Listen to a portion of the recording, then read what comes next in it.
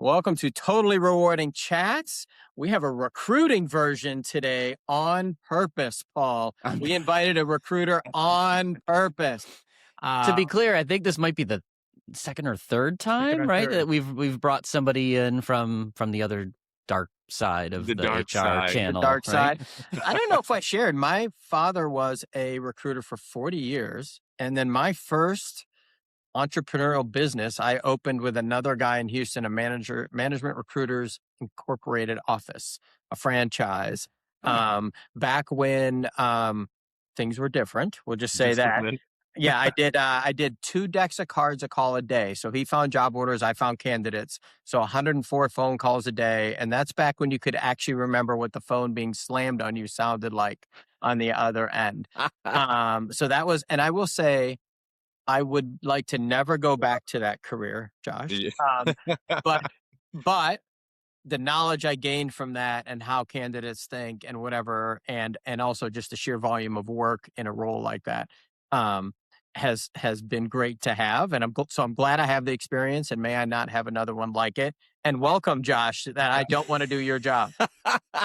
Yeah. You're really making this career seem like the best choice I ever made, Sean. But hey, things are very different now. But when I first started, I did have like a corded phone on my desk. Like then we got the mics, and you had like the button to like hang the phone up and down, and so not quite as far back as you, Sean, but.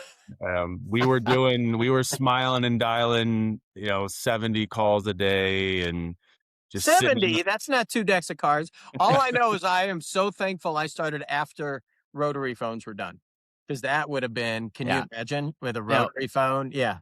I think Josh made fewer calls, Sean, because his calls may have been more successful than yours, perhaps, right? I wouldn't even use the word may. I would say likely so. It sounds like Sean was padding his calls. Let's be honest.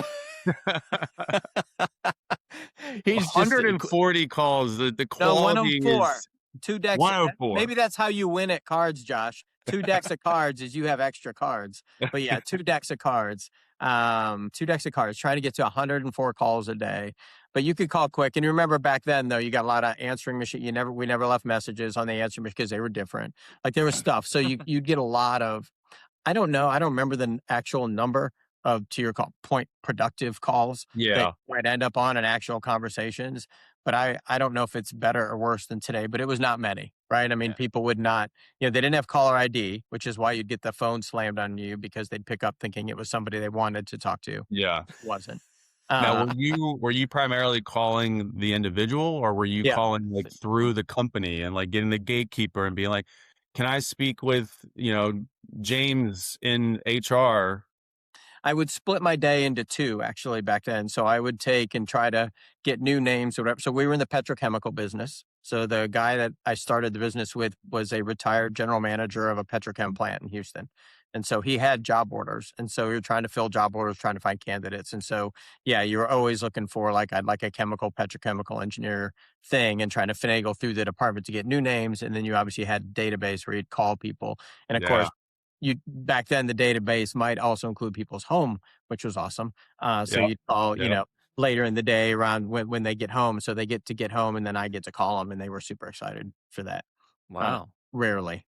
When I first got into this world of agency recruitment, I wasn't specialized in total rewards or HR. I was the catch-all. I was working on engineering, accounting and finance, marketing, you name it. And I can remember the days of, we would get these manufacturing clients and we'd be calling into a manufacturing facility for an engineer or the plant manager or whatever it might be. And we were calling like into the company. So, and a lot of times you're trying to talk to multiple people and you'd get the same gatekeeper. It might be the office manager or whoever answers the phone.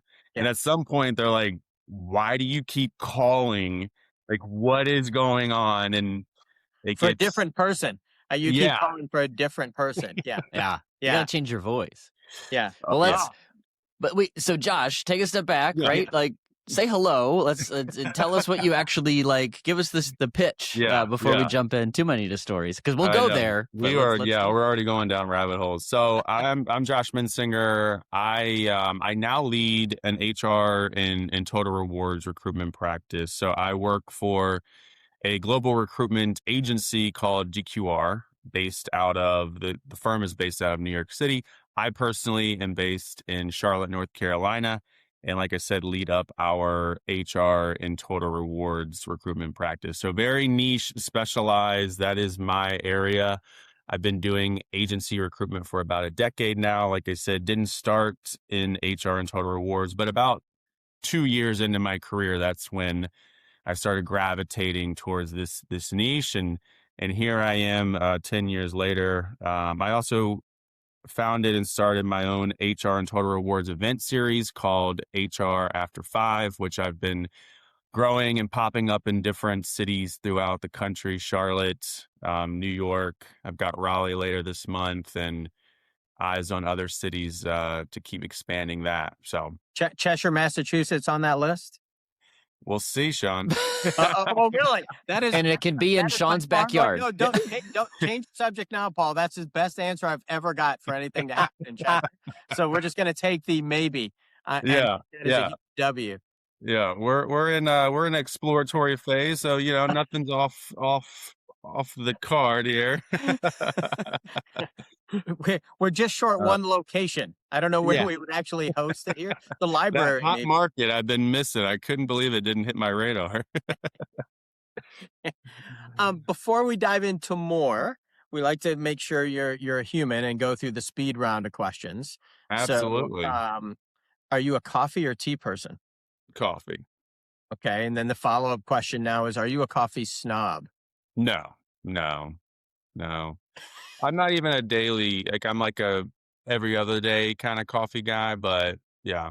How does that work? Actually, I don't even know. So help me out, because I'm definitely not. Was today a coffee day? More volume than that. So I usually have some level of caffeine each day, but here lately I've been a Coke Zero guy. First thing we're in a whole different category now, but yeah. I'm actually surprised we haven't got more of those. Back when I was at Mercer, there were a couple leaders in the company that were large diet of what flavor of choice drinks early and drink a lot of them through the day. That was their caffeine vehicle. That. I don't drink those. Most days I wake up just nothing, and I don't have caffeine until around lunchtime, and I don't eat until lunchtime. So I'm just like, it's a whole nother. That's like a whole nother. Yeah. How? I'm just fasted and just drinking water and just jumping into it. And then usually around 11 is when, so I'll do like an early lunch. And so that's a whole nother, as a triathlete, there's zero chance I can get him to do anything without any food. Like that would not go well for the rest of the day for me. I wake up hangry. So I eat within minutes of getting up. Yeah. If I push to like 12:30, I start getting a little edgy. So okay. Well, I'm glad we did this earlier in the morning. Yeah. If we did like an 11 o'clock, it might have been testy. Yeah. We kept you from it. So the vacation place you'd like to go that you haven't been? I really want to travel to somewhere in Asia.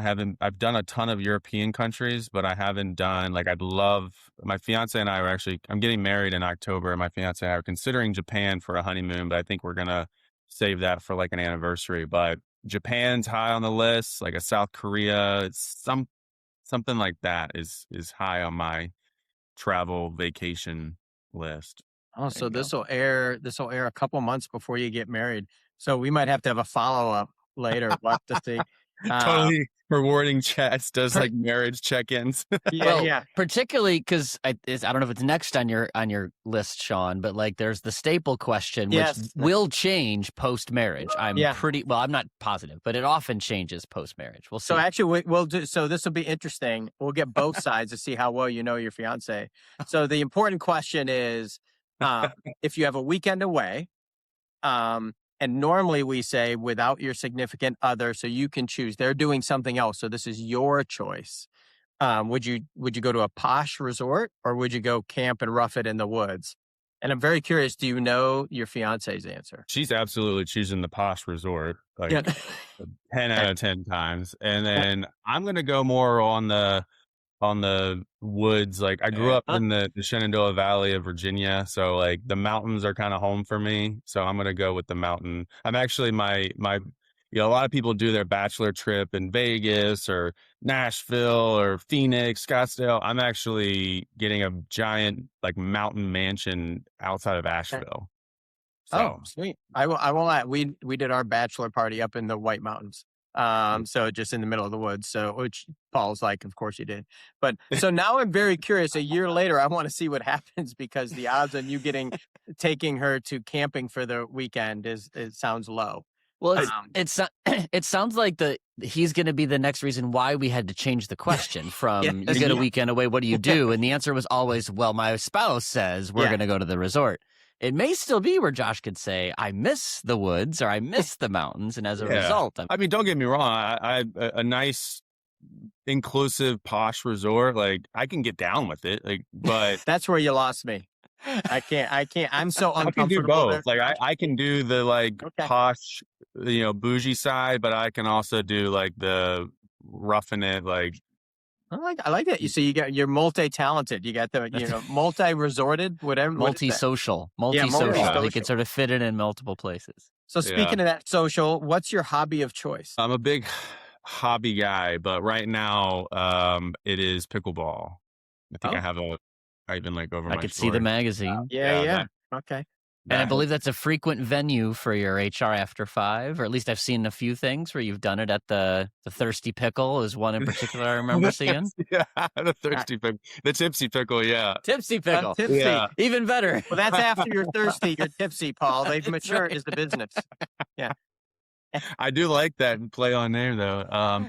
So Charlotte is where Tipsy Pickle is, and that's where we've had 2 of our HR After 5 events. And I also had the opportunity to invest in Tipsy Pickle, so I've got a added interest in that. But it's been super cool to get into that pickleball crazed space, and so that's my hobby now. And then I've started to dabble in golf, but that's more of a. You can always save that for later. That is a time and investment suck in a whole different way. Yeah.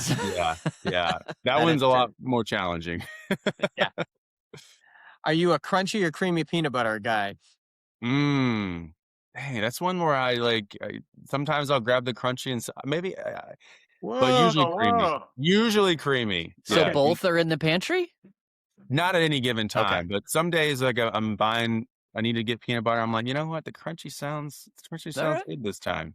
But most of the time, it is creamy. Okay.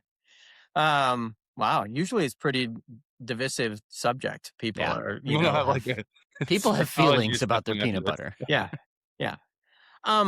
So you are in the recruitment space, in our space in particular. So you have a super unique perspective to what's going on. So I'll just start with, how do you see kind of the employment market in the total reward space right now, with everything that's going on? Obviously, AI changes, market, socioeconomic. There's just all the stuff going on. So how would you start to sum up what the market's like for people in our space? So great question, Sean. And I get this question quite a bit from folks in my network and such. The market there's certainly opportunities out there. Like if you go on LinkedIn right now, if you're a total rewards professional and you're like, just looking for a new job, or, I want to change, like you can find things out there. The challenge is that it is highly competitive right now. It's a little bit saturated in a sense of, people searching.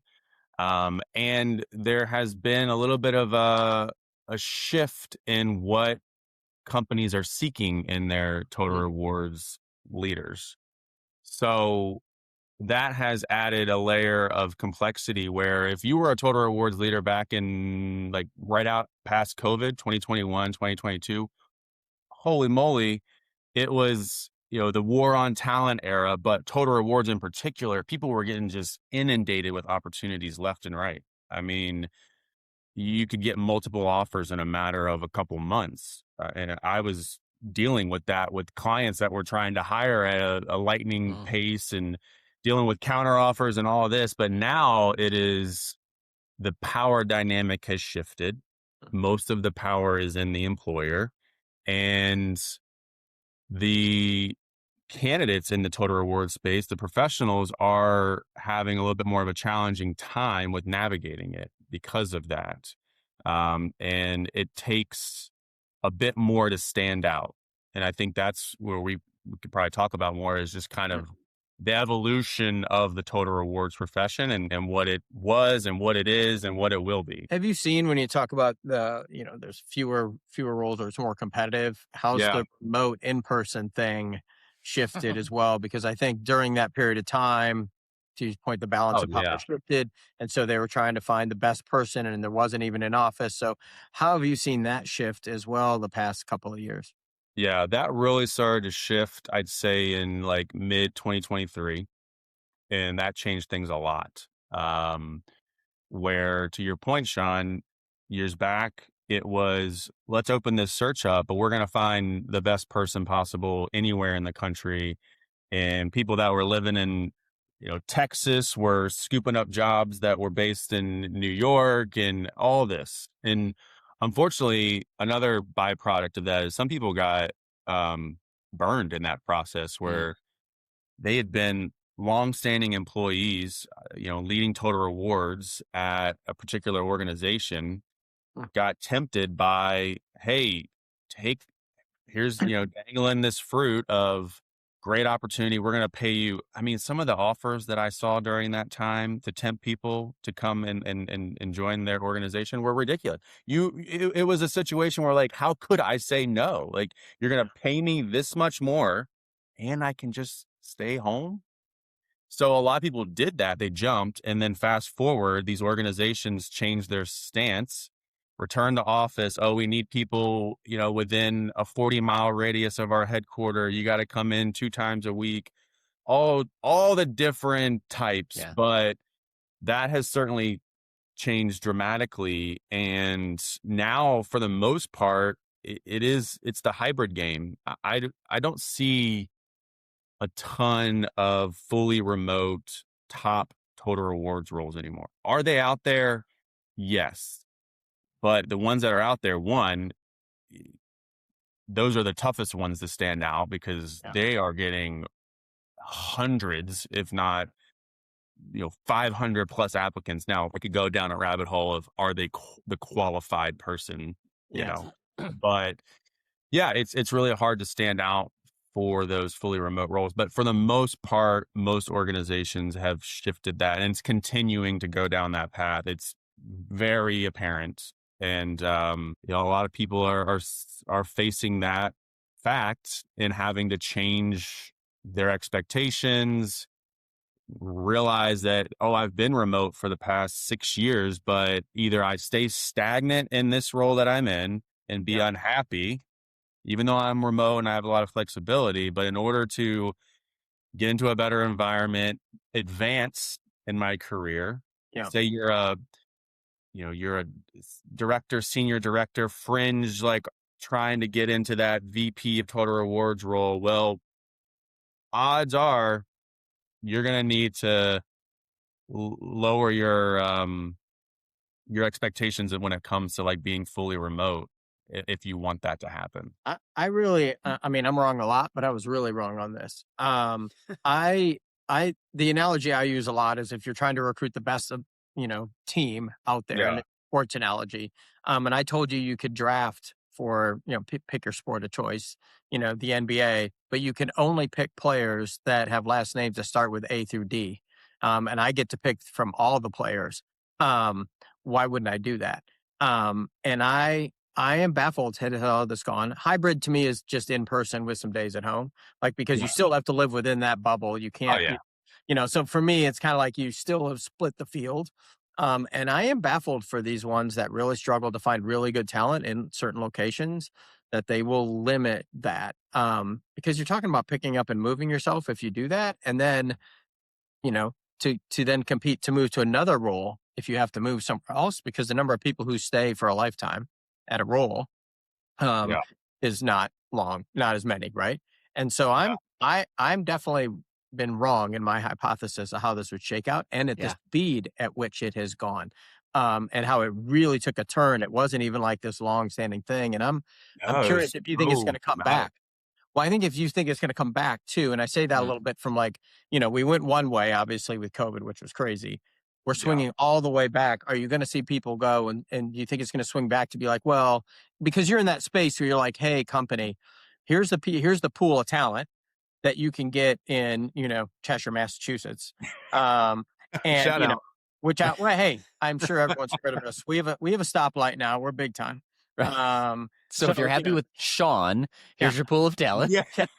and so, which is a great case, Paul, because you definitely want to look elsewhere if that's your pool of talent. And so how are you navigating that with companies? Because you're like, hey, here's your choice. And they're like, oh, well, I really wish they had this and this. It's like, well, you have a choice, but like that choice is remote. How are you navigating that? And how are companies, I wouldn't say justifying, how are they grappling with, I can have, if you're in a major metro, sure. But like when you're fringe, major metro or a little more rural, how are companies grappling with that? Or are they just deciding they'll take a little less? It varies big time. A lot of times it's kind of what will happen in some of these markets where the talent pool might not be as large is they'll initially, hey, we're gonna go to market for this role. We're gonna open it up. We're going to lead the search ourselves. We're going to rely on getting applications. Well, then, you're in one of these fringe, tier 3 cities or whatever. And the talent is just not there for the niche skill of total rewards at a certain level. So they'll bang their head against the wall for a while, trying to fill it that way. Then usually that's where someone like myself comes into play to support them on the search once they haven't got the applicants that they need. So then I will work with them to help, we'll of course give it our best shot on, hey, here's the parameters that you're working with. Let's talk through all of it. But a lot of times it is educating them on the reality of what's going on. And you're asking for X, Y, and Z. And a lot of the other thing that's happening right now, because it's such a employer-driven market, the expectations are so high. The wish lists or the non-negotiables, people have this kind of pie in the sky of, we got these 10 boxes we want checked, and damn it, we're going to wait until we check all 10 boxes. Rewind the clock a little bit. If you had somebody that checked 8 out of 10 boxes back in, 2021, you were moving on them. You were moving quick. And that's because these companies see the amount of applicants they're getting, and they have this thought that, well, we'll just keep going. We'll get the next person. And so it leads to some challenging conversations on here's what you actually can get for what one you're paying or your non-negotiables, and sometimes it's challenging. And some organizations are, they've got their feet planted and they're not moving. And have you seen? I'm not even sure. Like, we like to pick on the small cities, right, and say they have the challenge. I actually don't know if that's the problem right now, right? So I'm kind of playing an interim role for a company that's willing to hire, and they have an open role, VP of Total Rewards, in 3 cities: San Francisco, Atlanta, Toronto. And when I hear that, I think, well, that shouldn't be that hard. Here's the problem. Like, they're good cities. There's people there, but you're really still, it may not be A through D in the alphabet, Sean, but one, it's still A through K. And there's a liquidity problem. Like, there are great leaders in those places. They're either really expensive or they don't want to move right now. So you've still shrunk your population notably, and it's really hard. And if you add 2 more cities to the list, your odds of finding a great hire are exponential, right? So I just think that the city hiring has, even in big cities, and I'm in Chicago, it's a big city. There's tons of reward people here, but that doesn't mean the right person is ready to move then. And it's both available talent and liquid talent, like people who actually want to make a switch. And I think that economic uncertainty right now, people are like, do I want to do this? Like, is this the time for me to make a change or not? You took the I word. think the online piece, I think, probably doesn't help either, Josh, because people are seeing like, here's the type of people that are out there, and they're posting and they're doing stuff, and like I'd like one of those. To your point of like, I'd like one of those too because I know they're out there. Mm-hmm. And so then they basically are like, Josh, go find me, someone like this, and you're like, dude, look where you live, like, or look where it is. Or, Paul, the cities are always interesting too, because, I mean, I don't know about Charlotte, but the line someone told me in Atlanta, I think it was Briscoe, actually, Paul, who was like, when you're in Atlanta, you're always an hour and a half away from Atlanta. And so like, same thing, right? You forget, like, people, do people want to even go like an hour each way for a job, like, or not? So it is actually, you're still in the same city, but you're not, like, that's so far away. Like, I can drive, a long ways. And depending on what if is it a 4-day on site, is it a 3-day on site? If you're on the north side of Atlanta, but the best talent, it's tough. But with M&A activity, with AI layoffs, or at least AI branded layoffs, like I just think there's a freezing that happens where people are like, is it worth the risk, even within my own city, let alone a move, right? And asking people to relocate, I find further segments your market, because now you got anybody with kids probably doesn't want to do it. Like there's limiters we put in that I think, I'll age myself a little bit, but early 2000s was probably a normal thing that now different generation of VP talent, different economic conditions. Well, what skills on top of that? So on top of that, Josh, talk about what skill shift you've seen. So you've got, this move to being more in office at some point in time, less remote work. Plus, over the past 3 or 4 years, what have you seen in the skill shift of what, employers are looking for out of their total rewards leaders? Yeah. Well, I think you both know this, that over the past, I've seen it happen over probably the last 8 years, is total rewards is that profession that things just keep getting bolted onto it. I was at a total rewards retreat down in Georgia a few months ago, and the joke came about. It's funny, but I'm not going to like brand it as this, but it was a funny joke that a total rewards professional there made, that total rewards is becoming like the trash can of HR, where it's just like, put it under total rewards. And it used to be, compensation and benefits. And now it's HR operations, HRIS, analytics. I've seen some really wild ones. I talked to somebody a few weeks ago that was total rewards and talent management.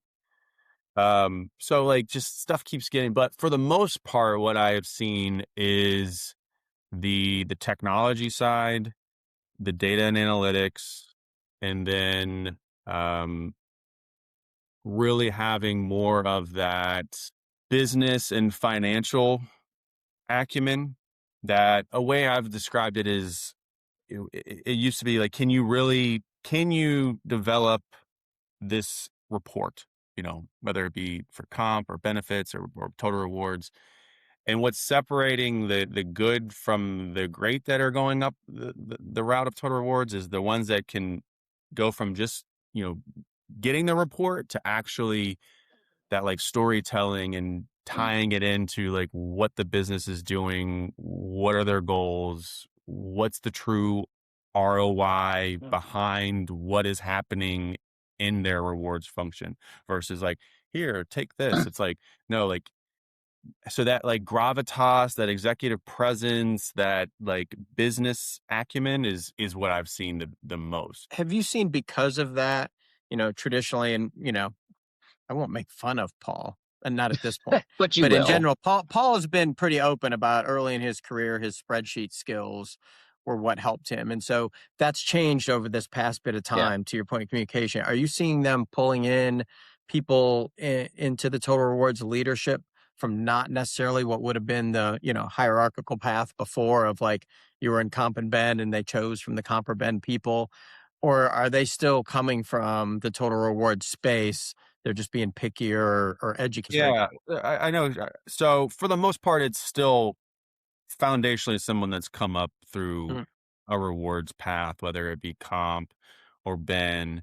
And of course, we could go down a whole rabbit hole of the comp versus Ben and what mix is the preferred and all of that. But I have seen, I'm actually working with a client in New York right now on their, we're determining if it's director or senior director, but of total rewards, but their VP of total rewards actually came up through employee experience, change management, talent management.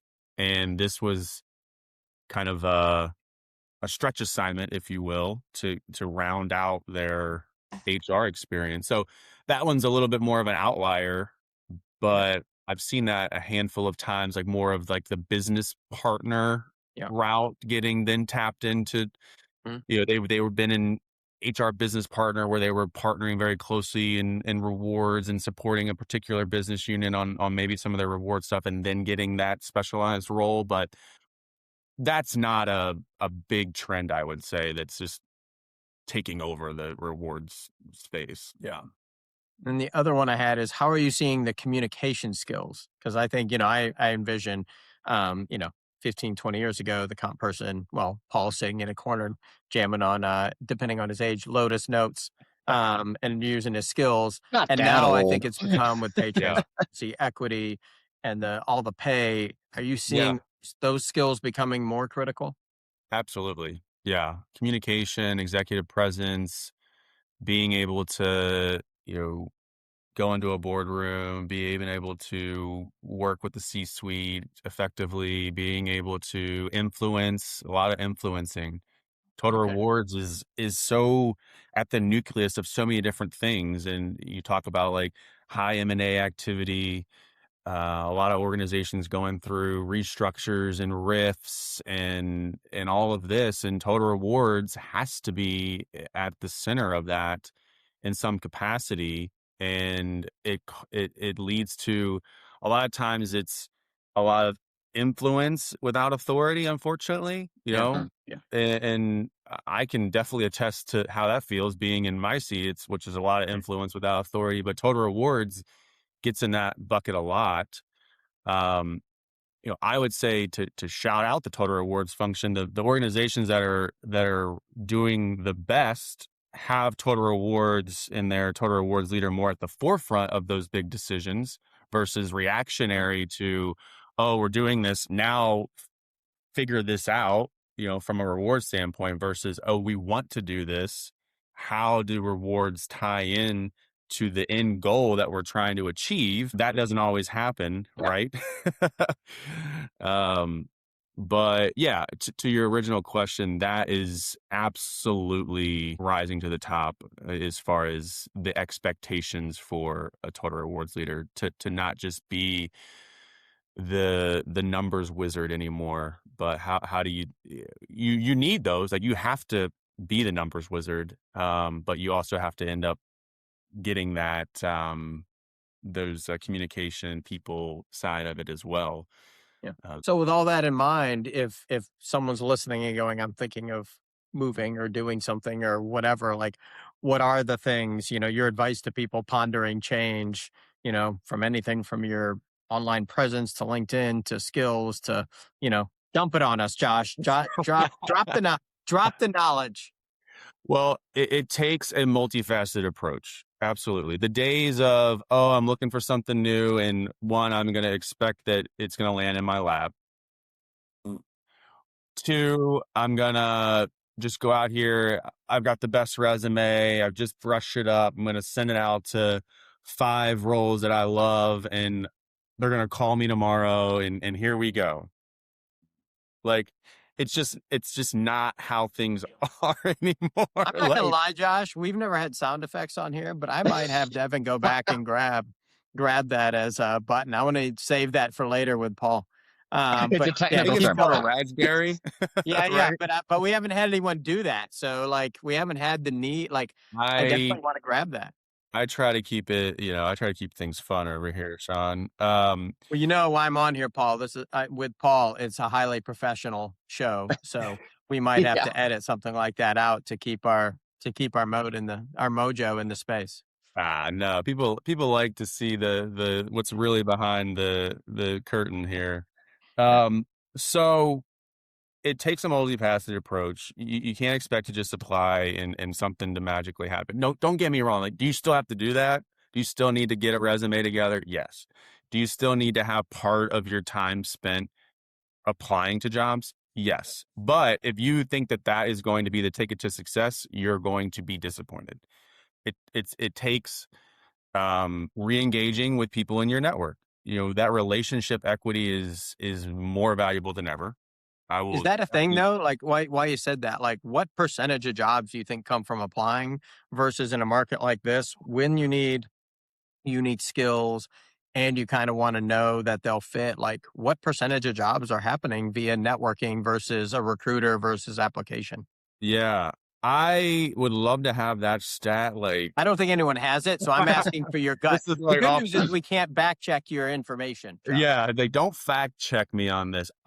I would go out on a limb and say at this point, just applying to a job and getting it is like a 30%. Like, Huh. I think it's pretty darn low. Um, I think it's taking the relationship side, whether it's people that you've worked with in the past, re-engaging with them, people that you worked for in the past, re-engaging with them, people that are just ancillary parts of your network, like vendors you've worked with. Like it's like I can't tell you the amount of stories. Like if you just put a little bit of your time into just the relationships that you've had the opportunity to be a part of, or just keeping constant communication with someone. Like, again, to the vendor side, it's like, oh, my benefits person or my comp person, and like you don't realize how many people those people know, and their ear is to key decisions that are being made in organizations where they may be able to tell you about something you don't know or tee you up. So that's super important. Getting out of your comfort zone to get out and the in-person stuff is really starting to rise again. We all went super reclusive there for a few years. Everything was webinars and online this and online that. Well, the in-person stuff is coming back, and a lot of great things are happening in those environments. That in-person connection, the more this AI and tech start to take over, it's going to happen, but that people connection piece is going to become incredibly valuable, in my opinion. So it takes that, spend some time doing the application, spend some time doing the networking, spend some time reconnecting with old, colleagues. Yeah. All of that will give you a better opportunity of finding your next role. Yeah, I really do think the personal piece, I'll lean into that. I think the networking is going to become huge. Nobody's LinkedIn profile says I suck at a lot of stuff and I'm probably not going to be good at my next job. Yeah. No one interviews that way. No one's resume says that, right? You can't back check a lot of the stuff. So, on a resume, when you call somebody or you call and be like, Paul, did Sean work here at this point in time? And Yeah. yes, how was he? Yes, he worked here during this point of time. Did he have any skills? Yes, he worked here. I think the recruitment space is going to come back because of the volume, having come from recruitment and Monster, like the volume, like the ability to have a recruiter say, here, I will give you 3 really qualified candidates that are willing to get your Yeah, pay. I know them. They'll work there. They'll move there. Like the amount of time that's saving. And then also, I think that relationship piece, like I know someone. yeah, I do think also, though, I think we're going to bounce back a little bit because of the in person.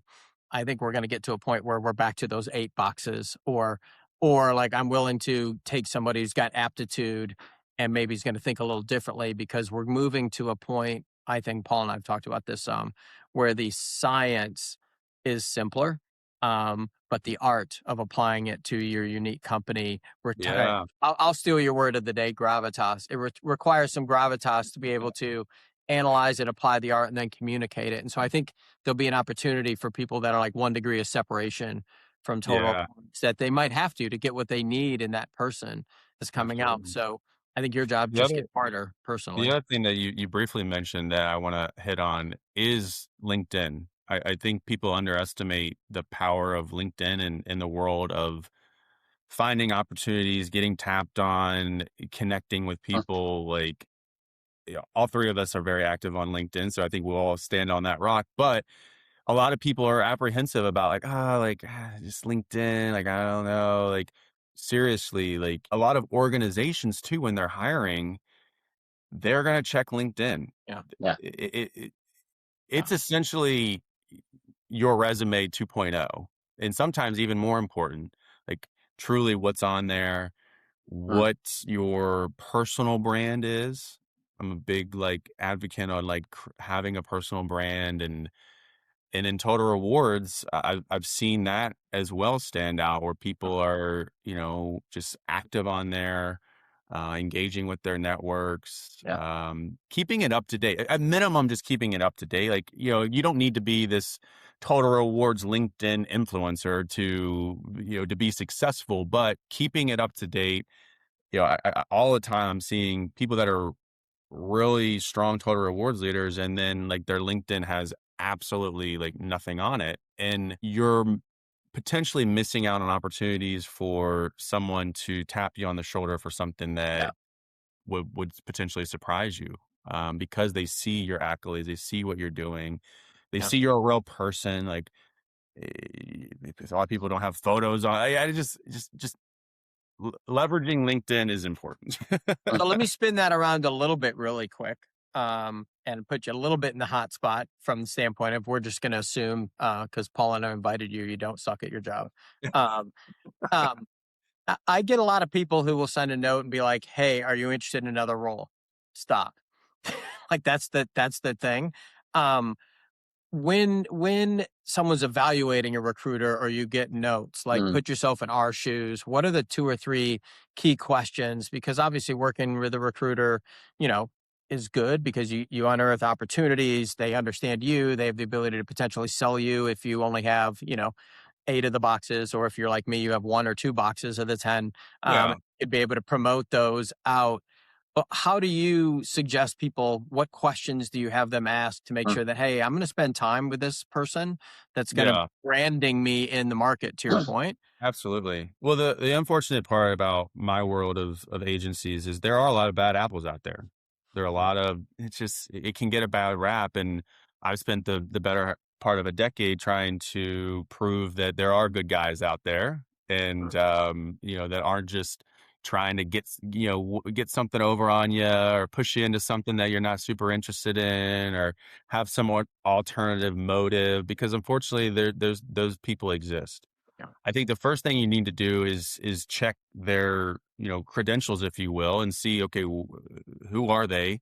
What firm are they with? Have I ever heard of it?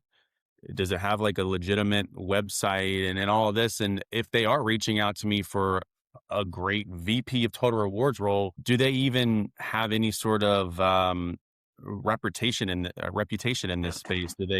Are they actually specialized? Do they know what they're doing?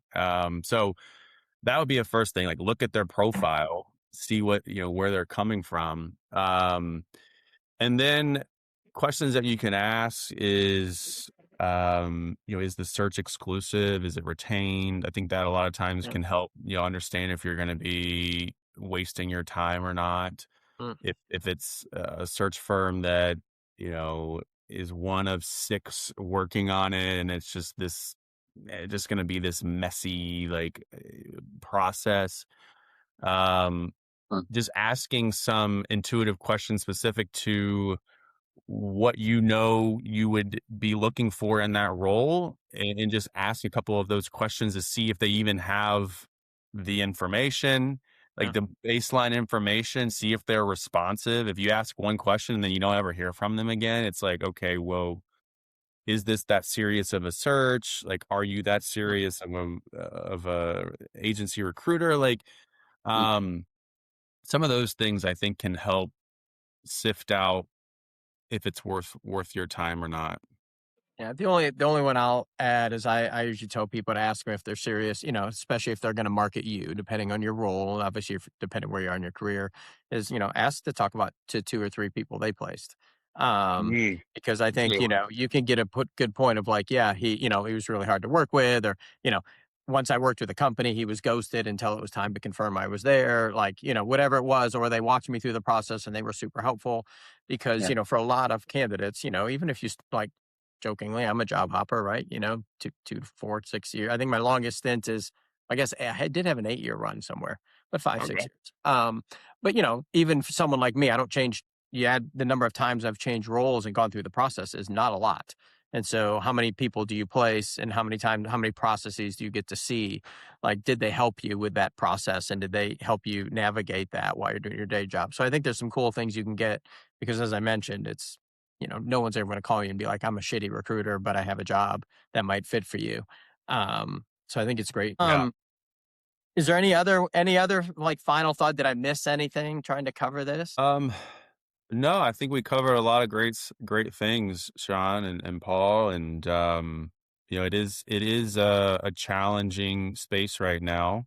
It takes a lot of patience and such, but I would encourage people to keep at it. There are some folks out there that have had a hard time in this market, Yeah. and they've been trying and trying and trying, and then they can't seem to get momentum. And a lot of times it's not necessarily a them problem. There is some just byproducts of Yeah. the current climate, and Yeah. I think a lot of people have been getting discouraged. Oh, I'm not good enough, or something's wrong. And there are a lot of people in the same boat as them. I talk to people every single week that, people I've known for years that are talented total rewards professionals that just can't seem to get some momentum, and they're not in a camp by themselves. So I guess my point there is to continue, keep pushing forward, How because long, Josh? How long?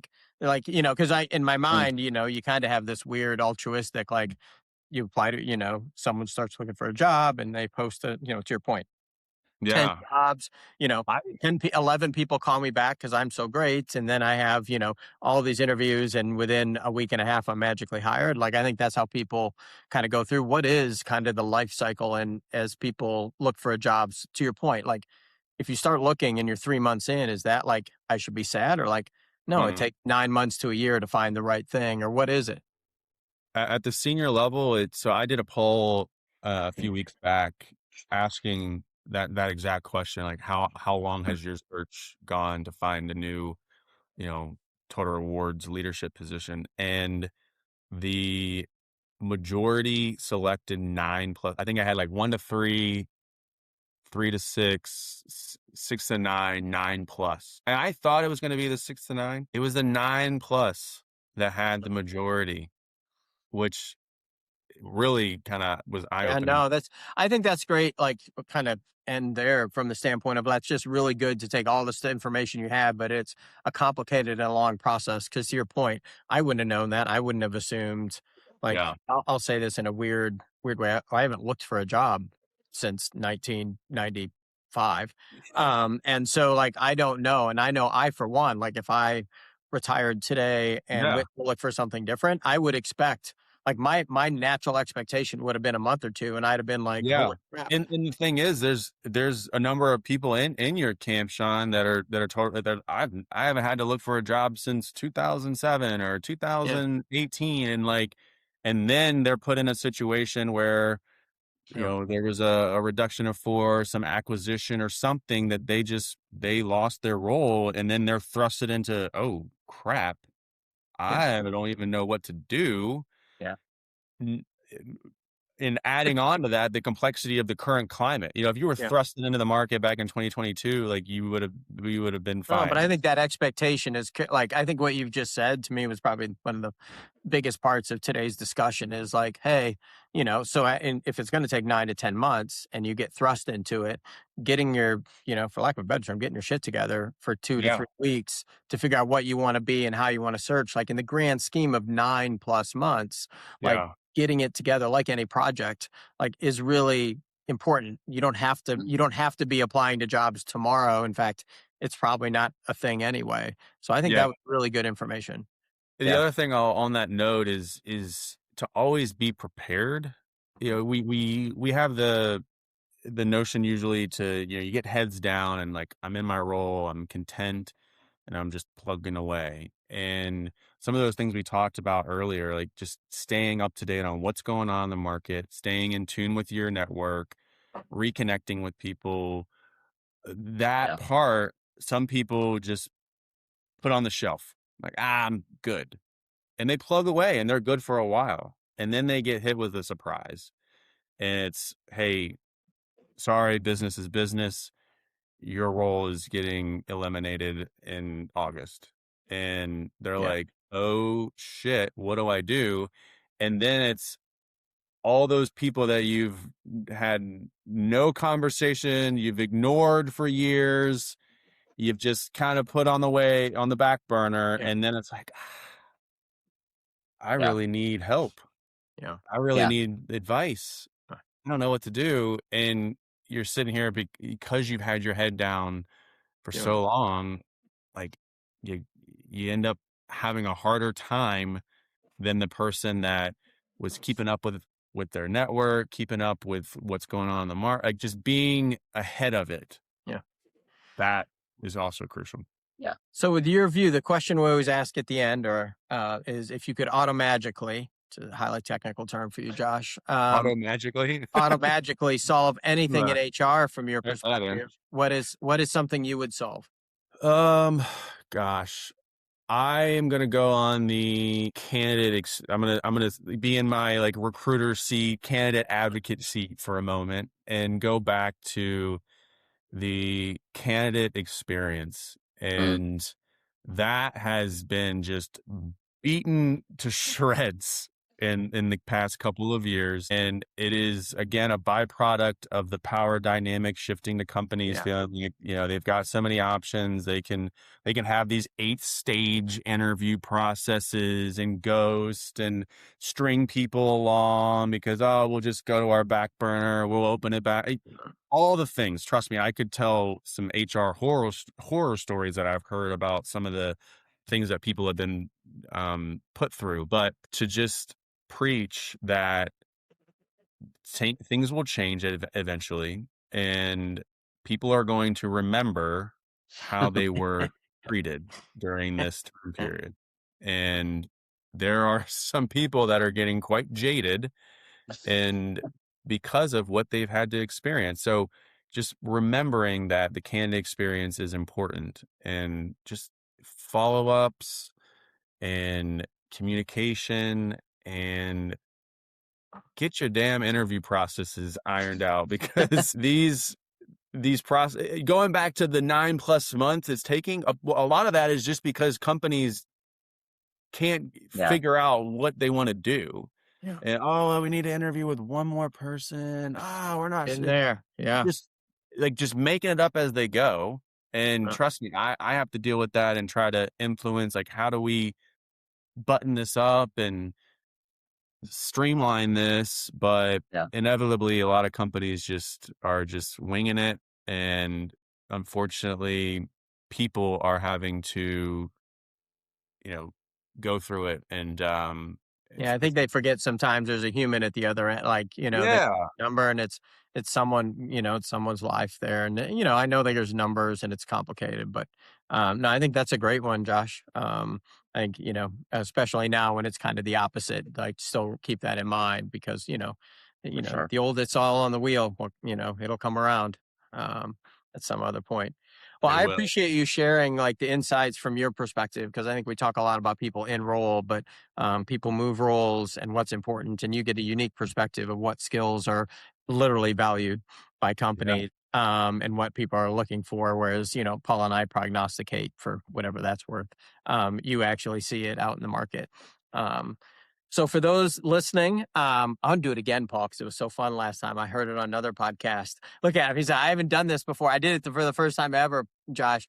Hit the like button and follow. Like I feel like such a podcaster now. So We don't make any money on ours, Josh, but but I just thought it was cool. Sean, you said you were going to send me a check.